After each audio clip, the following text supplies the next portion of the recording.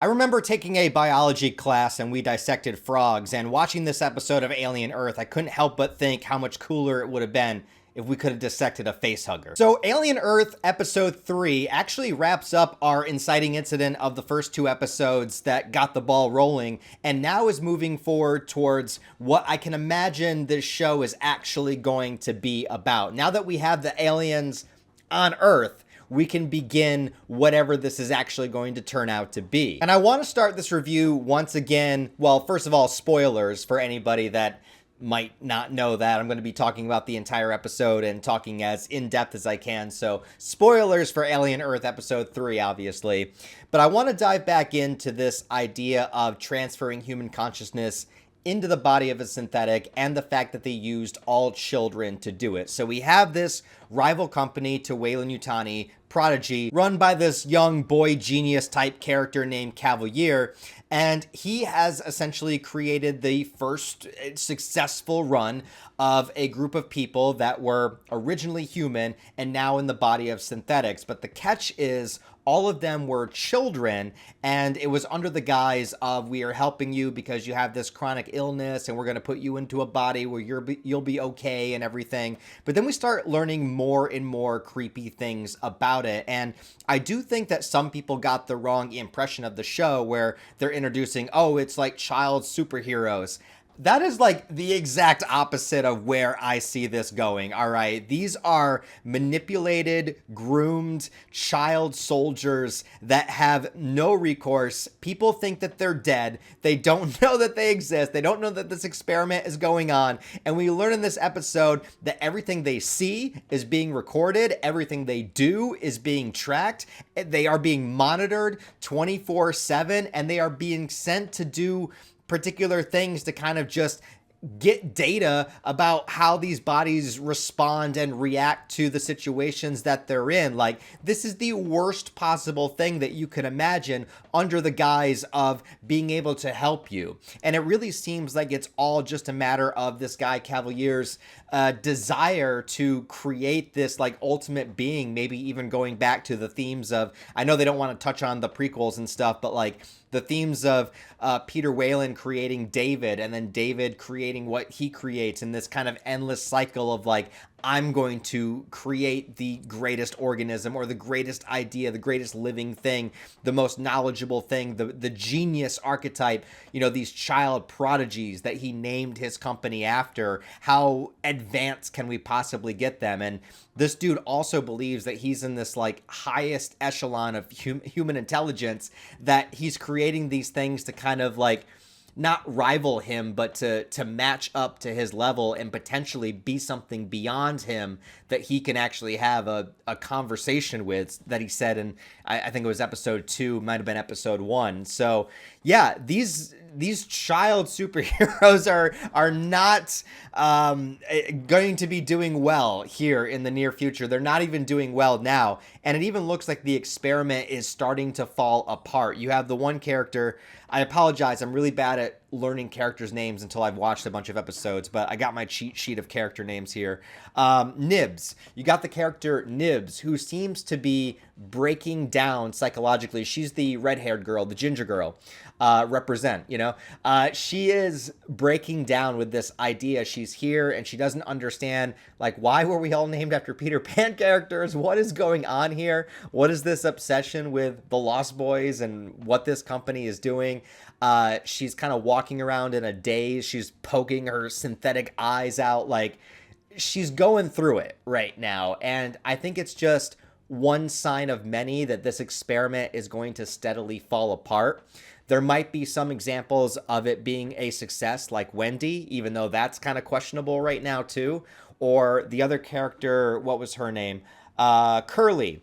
Yeah, that actually comes to him and says, I want to be your favorite. What can I do? And he goes on this monologue about how only children can be prodigies because they have this not only thirst for knowledge, but also the childhood imagination and wonder. And it's just really creepy shit. And on top of that, when we have Morrow talking to one of the other characters later, as a voice inside of his head trying to convince him to be his friend. It's like very reminiscent of like creepy dudes, online, manipulating a kid saying like, I don't have any friends. I need a friend. Will you be my friend? Like, bruh. So with or without the involvement of alien species, this whole conscious transfer project, I think, is destined to fall apart, destined to there's going to be holes cracked in every single aspect that even the most genius guy ever has not thought about, especially when it comes to obviously free will of a human being and what they can do and the choices they can make. It's all going to fall apart, man. So I really like that idea as just a piece of science fiction. Like, even if this was not alien related and we just had this idea of transferring these child consciousness into synthetic bodies and nobody's allowed around them and they're tracked and monitored and we record everything and everything is watched 24/7 and they're just like his little puppet experiment. That's just a genius idea for a science fiction story on its own. But then you add xenomorphs into the mix and it gets better. So I really like this episode, and there wasn't really any criticisms. There was a criticism I had earlier, but they kind of rectified it, and it had to do with Wendy's brother. So we find him in the beginning of the episode. He was tackled off the ledge at the end of episode 2, and we find him kind of like plastered up in this cargo holding area with all the alien goo muck, yada yada. And I assumed that he had already had a face hugger latch onto him by this point or something, that he was already going to be impregnated by the alien. And that's why the alien didn't kill him, because my biggest criticism of episode 2 were we showed how massively powerful and fast and agile and destructive the xenomorph was, and it killed so many people so quick, including soldiers that were armed to the teeth. And then when it came to Wendy's brother, it kind of like took its time, and there was plenty of time for that character to be killed. And I was thinking, well, I could rectify this in my brain by saying the alien wants to take him to, be a host for another alien. But that still wasn't the case here. So, yeah, I'm still a little bit salty about him, surviving this entire time. But they did kind of solve that a little bit later after Wendy finds him and gets him out, that he did get stabbed. He did get pierced by the alien tail and thrown to the side. And it seemed like that was something he wasn't going to survive until the rescue crew came in and grabbed everybody and took them away. At that same time, when the alien attacks early in the episode, we get to see Wendy fight back a little bit. And I like that they depicted that she was terrified the entire time. She's not just some sort of instant badass, but she was able to get the hook into the alien tongue, which I thought was a really cool visual. Again, they used the practical effects the entire time. And to my satisfaction, they once again made the alien as gooey and drippy and wet as possible. Like I say, the wetter the better when it comes to aliens. And so, like, we got this practical effect, guy in a suit on top of her brother. The drippy alien goo is going all over him. And then she comes in with the hook, dragging the alien to the side. And this was the only part. And this is something that, like, I'm going to give the show the benefit of the doubt because it is a TV show and not a movie. So I think they're doing miraculous things with the budget that they have. I think that the set design and the special effects and the practical effects look great. But there are times where big action moments are going to happen and we're not going to see it. And I feel like a lot of that is probably due to budget restraints. So she drags the xenomorph behind this metal door that closes, and we hear the battle happening, and we see the door getting dented from the other side. And by the time her brother opens it, we see that she's managed to decapitate the xenomorph. Now, if that were in a movie, I'd probably be a little bit more upset by it. I'd be like, why couldn't we see what happened? But I get with a TV show, it's probably a budget thing. Maybe it was written that way in the script on purpose, but that's what I'm going to go with right now. That's my coping mechanism for that right now. But she was not without injury herself. She starts to bleed the white goo of the... more goo. We need the black goo. That's what we need from Prometheus. We won't get it, but we should have it. So she gets injured too. So her and her brother are basically left for dead, but she did manage to defeat the xenomorph in the process. Now, in the last review, I said that the character that I was most curious about is the character of Morrow, and he is the cyborg character that was on the ship that crashed, that once the alien broke out, he kind of locked himself away and saved his own skin. It seems in this episode, because he does get a chance to call Yutani, of Weyland-Yutani, but of course their mission began like 55 years ago, and they were in cryosleep on the way back to the Earth. So the Yutani that he's talking to on the phone is like the descendant. I think it was the granddaughter of the Yutani that sent him. So that's interesting that they remained a family business the entire time. But it seems like he was really just trying to cover his tracks and get rid of the aliens that were on the ship. It seemed like I was wondering if he betrayed the crew, similar to Ash, but it seems more like the alien got loose, and then Weyland-Yutani gave the message that says the crew is expendable, just get the aliens, get the creatures, the assets back. And it seems like he was a little bit more compelled to just save his own skin. So it wasn't necessarily that he was betraying the crew so that the crew would die. It was just that I'm going to get out of here, whatever it takes. That seems to be the case, unless I misunderstood something. Again, I just watched the episode earlier, so rewatches will probably give me more insight into what's going on. But that seems to be the case, as well as when he shows up, he starts to download all the information of the ship into his own whatever, into his own hard drive, in his mind. So that they wouldn't have any information about what was going on down there. So he is still kind of protecting Weyland-Yutani during this time. But he comes across two of the children's synthetics, and their names are Slightly and Smee, of course, from Peter Pan. And they have some humor back and forth. Not all of it worked for me, but I get it. They're kids, so it's fine.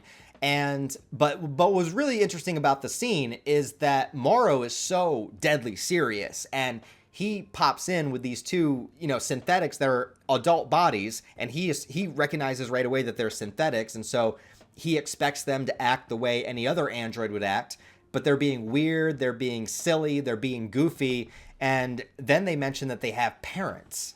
And he's like, how does an android have parents? And the dude is able to put two and two together pretty damn quickly. Like, he's kind of confused, but it doesn't take him long to realize these are children, and somehow they're in a synthetic body. And so during that process, while he's downloading the information, Kirsch shows up, Timothy Oliphant's character, and he was somebody that in the first two episodes I liked. I was curious about him, but I just don't think that he had enough to do.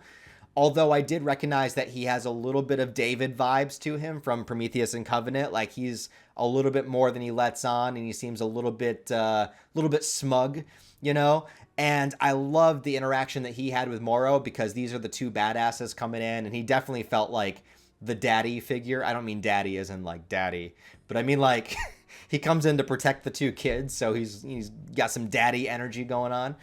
He does have daddy energy. Anyway, but Morrow escapes, and after that, we're done with the crashed ship segment. And I love that. I love that because the whole ship crashing on Earth kind of thing, that could have been an entire arc. We could have had a whole thing happen on this ship for episodes upon episodes. But I really like that the first two episodes, like the first episode established what we're doing with the main characters as well as the ship crashing. The second episode dealt with the ship crash and the alien species on board. Now the third episode, we're taking the aliens and we're moving them into the Prodigy facility for probably what the show is really going to be about. And that is going to be whatever Cavaliers' experiments are going to be for these creatures. So we get an extra little bit of alien lore in this episode that, personally, I mean, you could say it retcons Prometheus and Covenant, but I think that it can still work perfectly fine. So I'm still including all of this in canon in my brain until something so significant happens that I have to discount it.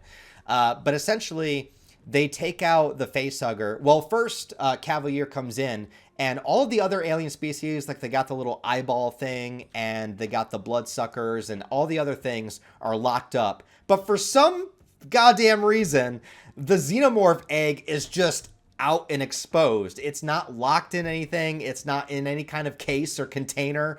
It's just there. Even if it's not doing anything to attack the synthetic characters, I still wouldn't trust just leaving this unidentified object, biological life form just out in the open air where anything could happen. Kinda dumb. But it did lead for a moment where Cavalier comes in and then the egg starts to open, basically sensing the fact that he was organic, that he was human. So then, Kirsch puts him away yeah, you can't be in here, bro. So then he puts Kirsch in charge of the experiments because the life form won't attack him because he's an android. So yeah, we're going to see if Kirsch really follows orders here or if he's going to take it one step further into David territory. But the differences from Prometheus and Covenant is that we're not explaining any of the black goo stuff, which that's okay. That is a component that's created that basically accelerates biology, accelerates evolution. And that's sort of one of the reasons why the aliens reproduce and are created so quickly.